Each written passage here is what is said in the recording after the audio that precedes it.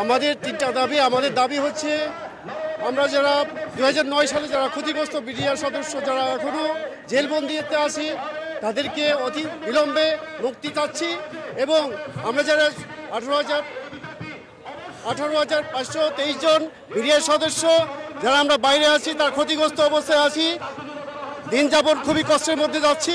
অতএব তাদেরকে পুনর্বহাল চাকরিতে পুনর্বহালের দাবি করছি এবং সবাই যাতে আমরা চাকরি ফিরে পেতে পারি সেই দাবি জোর দাবি করছি। আমরা দীর্ঘ 16 বছর মানবতার সাথে আমরা যুদ্ধ চলছি। তো আমরা এই 16 বছর আমরা অতি কষ্টে জীবনযাপন করছি।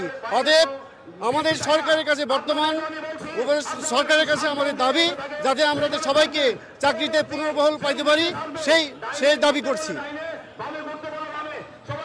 দর্শক, আমি এই মুহূর্তে রয়েছি কেন্দ্রীয় শহীদ মিনারে। আপনারা দেখতে পাচ্ছেন এখানে হাজারো মানুষ কিন্তু এখানে অবস্থান নিয়েছেন। বিডিআরদের মুক্তির দাবিতে কিন্তু তারা এই কেন্দ্রীয় শহীদ মিনারে অবস্থান নিয়েছেন।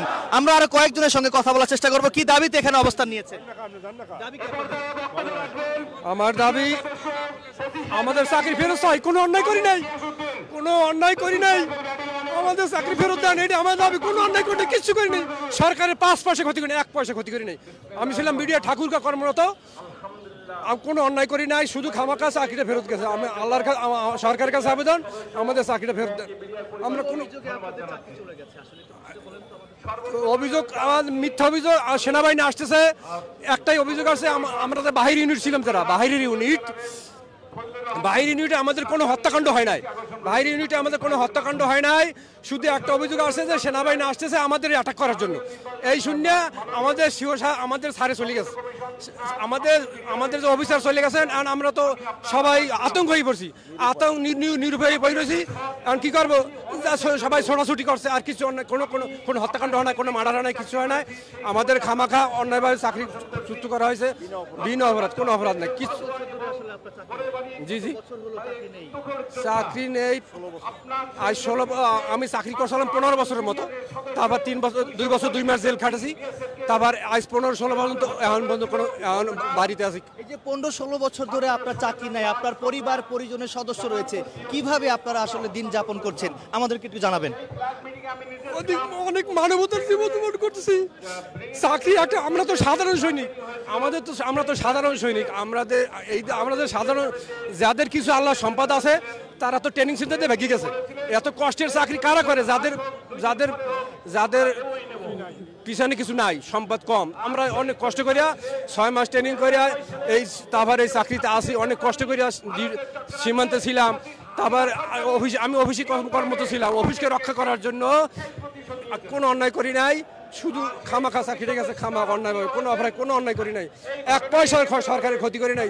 তা আমাদের দাবি আমাদের চাকরিটা ফেরত দেন। আমাদের বাইরের ব্যাটালিয়ন কোনো হত্যাকাণ্ড হয় না, শুধু হত্যাকাণ্ড ডাকাতি হয়েছে।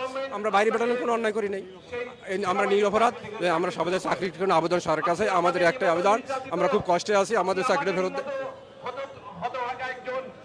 দর্শক, আপনারা শুনছিলেন এখানে দেখছিলেন যে এখানে বিশেষ আদালতের নামে বেআইনিভাবে চাকরিচ্যুত দেশপ্রেমিক বিডিআর সৈনিকদের অতি দ্রুত চাকরিতে পুনর্বহাল ও নির্দোষ বিডিআর সদস্যদের আগামী শুনানিতে মুক্তি দিতে হবে।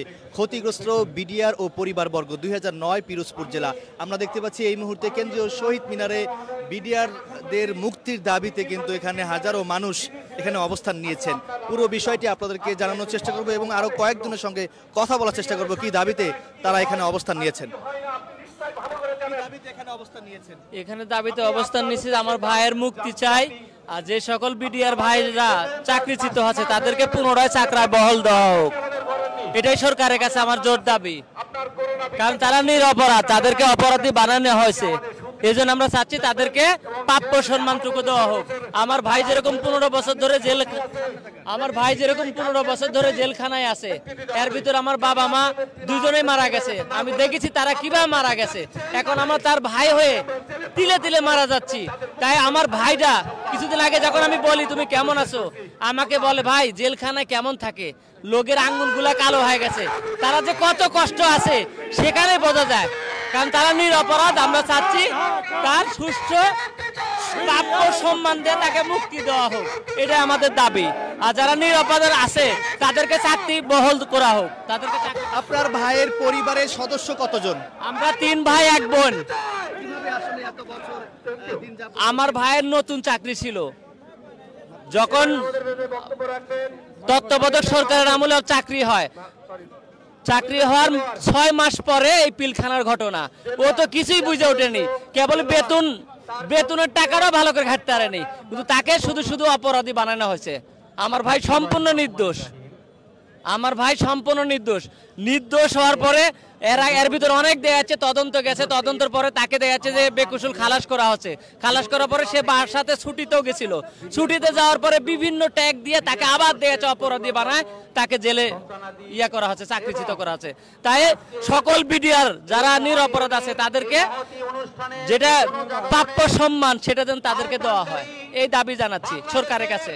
কারণ সরকার নিজেও জানে, এই সরকার নিজেও লাঞ্ছিত, ও নিজে জানে তার প্রতি কিরকম অবিচার করা হয়েছে।